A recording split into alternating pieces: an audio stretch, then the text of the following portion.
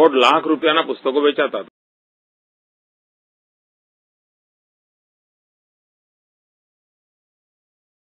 જેટલા દિવસે પુસ્તક મેળો રહ્યો એનો હિસાબ આવો નીકળ્યો હતો. ગુજરાતમાં પુસ્તકો ખરીદાય એ પણ એક નવી ક્રાંતિ છે અને એ દિશામાં આપણે જે પ્રયાસ આદર્યો એ પ્રયાસનો લાભ આવનારા દિવસોમાં મળવાનો છે. આ કામને એક પ્રતિષ્ઠા બક્ષવા માટે, મોમેન્ટમ આપવા માટે, એની એક સ્વીકૃતિનું વાતાવરણ બનાવવા માટે આવતીકાલે 30મી તારીખે સવારે 9 થી 10 આપણે સાર્વજનિક સ્થળ પર જઈને વાંચન કરીએ. હું કલેક્ટર હોઉં, ડીડીઓ હોઉં, આઈએસ અફસર હોઉં, આઈપીએસ અફસર હોઉં, હું પોલિટિકલ લીડર હોઉં, હું ધર્મગુરુ હોઉં, હું શિક્ષણ શાસ્ત્રી હોઉં, કોઈ પણ મારી પર બધા ઘણા બધા લેબલો લાગેલા, બધું છોડીને હું એક વાચક છું. વાંચનની મને ભૂખ છે, વાંચન મને કંઈક આપી રહ્યું છે, એમાં સૌ ભાગીદાર બને એના માટે આવતીકાલનો કાર્યક્રમ છે. આપણે બધા એમાં જોડાઈ ગઈએ. લાઇબ્રેરીનું પુસ્તક લઈએ, પોતાનું લઈને જઈએ, જે પોતાનું પુસ્તક વાંચતા હોય અડધે પહોંચ્યા હોય તો એ પણ 1 કલાક ત્યાં જઈને વાંચીએ. પણ એ છાપા વાંચવાનો કાર્યક્રમ નથી. નહીં તો એવું ના થાય કે ભાઈ મોદી સાહેબે કહ્યું તો 9 થી 10 છાપા વાંચીએ, એનો કાર્યક્રમ નથી. તમારું મનગમતું કોઈ પણ પુસ્તક, તમને લાગે કે રસોઈ બનાવવાનું પુસ્તક ગમે છે એ વાંચો, રમત ગમતનું પુસ્તક ગમે છે એ વાંચો, કોઈ સિને કલાકારની જીવન ચરિત્ર વાંચવાનું ગમે છે એ વાંચો, કોઈને વેદ વાંચવા છે એ વાંચીએ. વાંચન જયારે કરતા હોય છે ત્યારે ઘણીવાર આપણને લાગતું છે મારા મનના પ્રશ્નનો જવાબ તો ચોપડીમાં પડ્યો જ હતો. મેં ગઈ વખતે કેમ આવો વિચાર કર્યો? આ પુસ્તકમાં તો આ સરસ રસ્તો બતાવ્યો છે. આવું આપોઆપ આપણે પોતે અંદર પ્રત્યેક પળે જોડે ચાલતા હોઈએ છીએ અને દરેક વખતે આપણને નવો માર્ગ જો મળી જતો હોય છે. આ વાંચે ગુજરાત અભિયાનને આપણે સફળ બનાવીએ. ગુજરાતનું કોઈ બાળક એવું ના હોય જે વાંચે ગુજરાત અભિયાનનો હિસ્સો ન બન્યો હોય.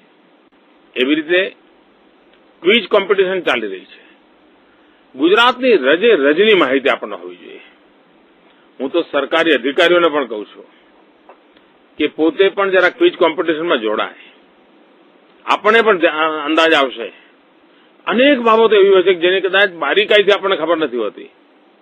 ખૂબ બધી બાબતો જાણવા મળતી હોય છે અને આપણે ગુજરાતમાં સેવા કરતા હોઈએ, ગુજરાતની સેવા કરતા હોઈએ, ગુજરાત માટે કરતા હોઈએ ત્યારે તો ક્વિઝ કોમ્પિટિશન 5000 પ્રશ્નો આપણા ડાબા હાથનો ખેલ હોવા જોઈએ, એના સંપર્કમાં આવવું જોઈએ અને આ કામ બધા જ કરવું જોઈએ.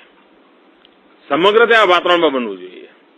તમે જોજો આના કારણે માણસની માહિતીનો ભંડાર જયારે થતો હોય છે ને ત્યારે કોઈ પણ જગ્યાએ એની શક્તિ ખૂબ ખીલી ઉઠતી હોય છે.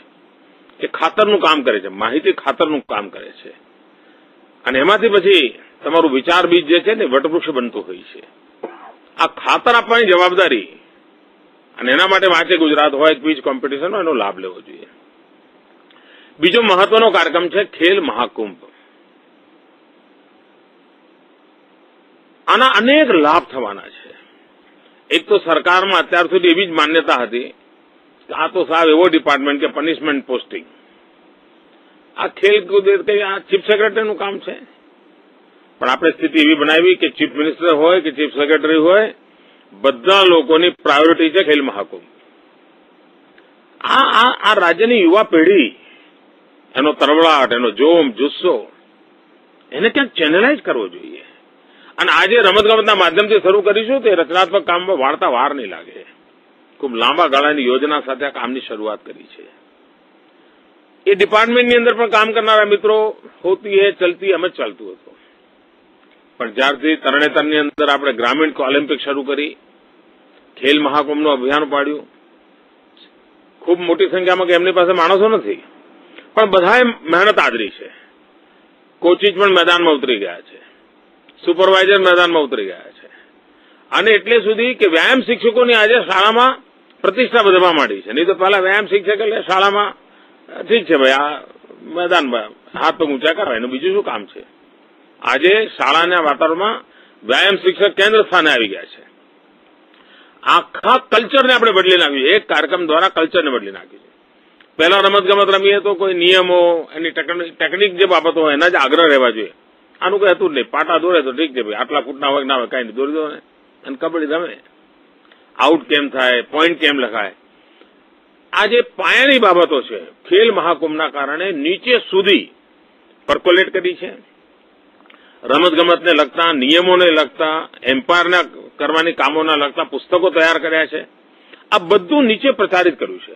એટલે આખી ખેલ જગતની સમગ્ર વ્યવસ્થાઓને કદાચ ગયા 50 વર્ષમાં ઓપ નહીં મળ્યો હોય એવો ઓપ આપવાનું કામ આ એક કાર્યક્રમ દ્વારા થયું છે.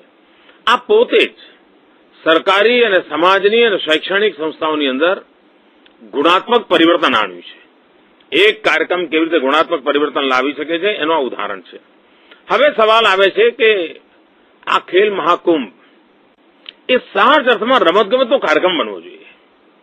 માત્ર સરકારે નક્કી કર્યું છે એટલે પાટા દોરાઈ જાય, ગામમાં 5-15 આ લોકો આવીને રમે જાય અને ચોપડે લખાઈ જાય એવું નહીં. એક વાતાવરણ અત્યારથી બને કે ફલાણી તારીખે આપણા ગામનો ખેલ મહાકુંભ છે, ફલાણી તારીખે આપણે જિલ્લા પંચાયતની સીટ પર રમવા જવાનું છે, આપણે તાલુકાની ટીમમાં સિલેક્ટ થઈ એવા તો ખેલાડીઓ મોકલવા જ છે. તાલુકાની અંદર બધા રમતા હોય ત્યારે એમાં આપણે જિલ્લાની ટીમમાં સિલેક્ટ થઈ એટલું તો વ્યક્તિગત રીતે પણ કવત બતાવીએ. આના દ્વારા પ્રતિભા શોધ પણ કરવી છે.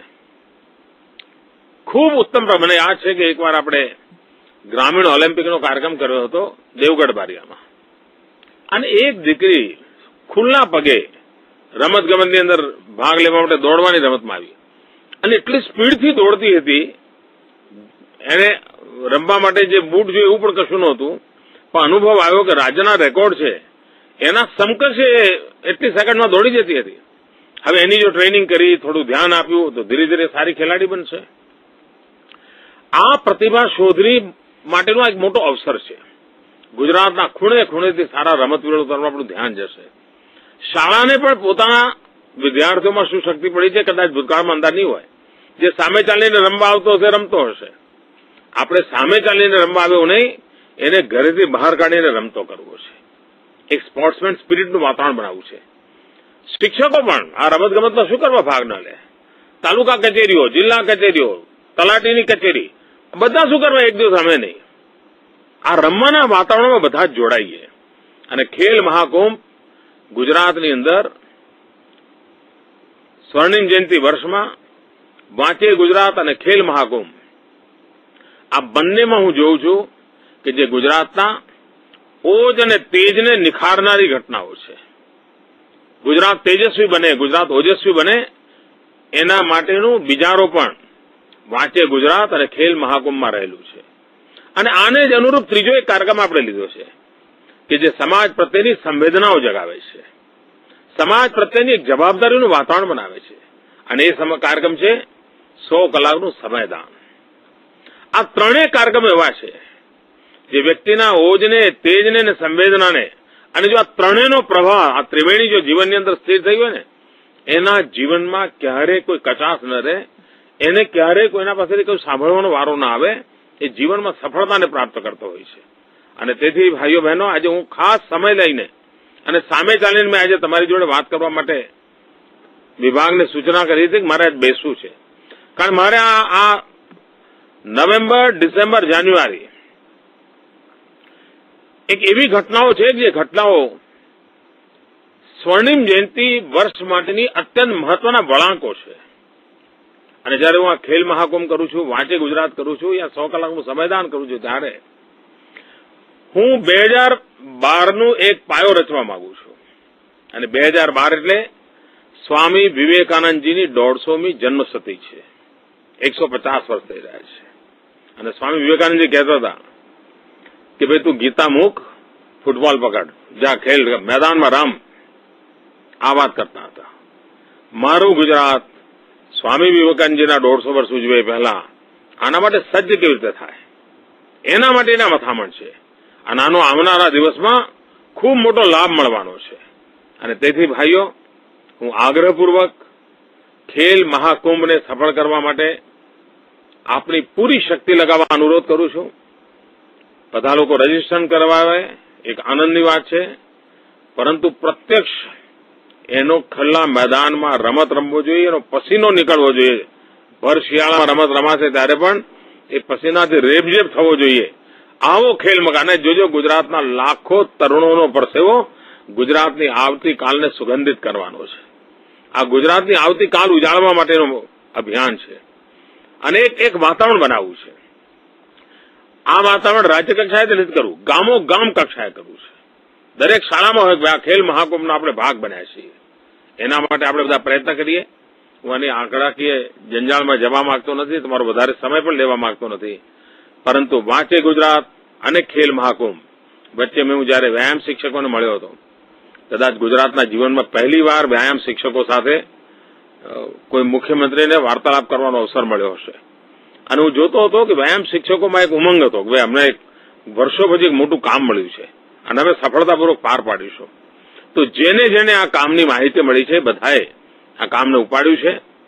ચૂંટણીનું આ બધું વાતાવરણ પૂરું થઈ ગયું છે એટલે આપણે ફરી સ્વર્ણિમ જયંતિના વર્ષને પ્રાથમિકતા આપીને આપણે નિર્ધારિત કરેલા લક્ષ્યાંકોને પાર કરવા છે અને ખૂબ ગતિ સાથે ગુજરાતને આગળ લઈ જવું છે અને ગુજરાત સમગ્ર દેશની સેવા કરવા માટે સજ્જ થાય. દેશની સમસ્યાઓના સમાધાનનો રસ્તો ગુજરાત બતાવે. દેશના હિતોની રક્ષા કરવાનું કામ ગુજરાત કરે. દેશને ઉત્તમ ખેલાડીઓ આપવાનું કામ ગુજરાત કરે. કોઈ પણ પ્રકારની બૌદ્ધિક પ્રતિભાની કામ હોય એમાં ગુજરાતનો વાંચે ગુજરાતમાંથી પસાર થયેલો યુવાન મેદાન મારી જાય. આ સપના સાથે આ કાર્યક્રમને યશસ્વી બનાવીએ. આપ ખૂબ મહેનત કરશો, ટીમ બનાવીને કરશો, સમાજમાં આ પ્રકારે રૂચિ ધરાવનારા જેટલા લોકો છે એમને જોડીને કરશો તો નવરાત્રીનો જે માહોલ હોય છે એનાથી પણ વધારે ઝગમગતો, જ્વલંત, તેજસ્વી માહોલ ખેલ મહાકુંભમાં બનાવી શકાય. સહેજ આપણે રસ લેવાની જરૂર છે અને આપ જો રસ લેશો તો મને ખાતરી છે કે આનો લાભ થશે. ખેલ મહાકુંભનું એક ગીત બનાવ્યું છે. આ ગીત યુવા હૈયે ગુંજતું થઈ જાય, ખેલનું મહાત્મ્ય વધતું જાય, એના માટેનો પણ એક પ્રયાસ છે. એકાદ બે દિવસમાં એની સીડી પણ તમારા સુધી પહોંચશે અને ઠેર ઠેર રમતું થઈ જાય.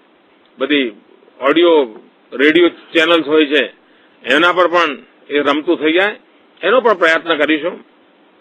વાંચે ગુજરાત ખેલ મહાકુંભની મોટા પાયા પર જાહેરાતો પણ આપી છે એટલે લોકો સુધી વાત પહોંચાડવા માટેના કેટલાક જે પરંપરાગત પ્રયાસો છે એને કર્યા છે, પરંતુ વધારે તાકાત તો આપણે જાતે ગામો ગામ, શાળાએ શાળાએ જઈને કરી તો લાભ થશે.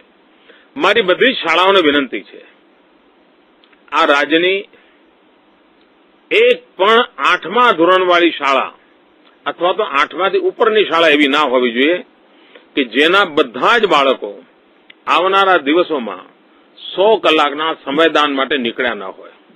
શાળા આખી અઠવાડિયામાં 2 કલાક 3 કલાક નીકળે, કોઈને કોઈ ગામની અંદર સમયદાન આપીને કામ કરે અને આગામી ફેબ્રુઆરી પહેલા 100 કલાકનો ટાર્ગેટ દરેક શાળા પૂરો કરે, દરેક વિદ્યાર્થી પાસે પૂરો કરાવે, નિર્ધારિત કામો પૂર્ણ કરે અને એનો હિસાબ કિતાબ કરે અને જ્યારે ગુણોત્સવમાં આવીએ ત્યારે આનો પણ રિપોર્ટિંગ થાય એ દિશામાં આપણે પ્રયત્ન કરીએ.